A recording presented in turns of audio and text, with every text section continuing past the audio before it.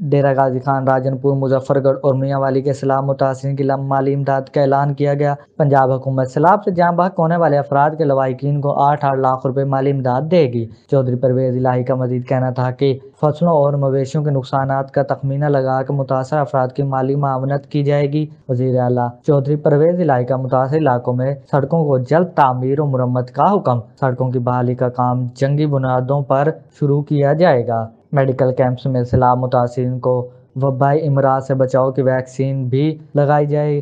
سانپ کاٹنے اور ہیضہ سے بچاؤ کی ادویات میڈیکل کیمپ میں دستیاب ہونی چاہئیں۔ تمام متعلقہ محکمے مربوط انداز سے ریلیف سرگرمیوں کو مزید تیز کریں۔ سیلاب سے متاثرہ بہن بھائیوں کو تنہا نہیں چھوڑیں گے۔ وزیر اعلیٰ پنجاب چودھری پرویز الہی کا زیر صدارت اجلاس منعقد ہوا۔ اجلاس میں ڈیرہ غازی خان، راجن پور، مظفر گڑھ اور میاں والی کے سیلاب متاثرہ علاقوں میں امدادی سرگرمیوں کا جائزہ لیا گیا۔ سابق صوبائی وزیر ڈاکٹر یاسمین راشد، اراکین قومی اور صوبائی اسمبلی سردار محمد خان لغاری، Saifuddin Khosa, Aamir Nawaz Chandia, Sanaullah Khan Mastoi, chairman planning and development, secretary صحت، D G Punjab emergency services اور متعلقہ حکام کے اجلاس میں شرکت۔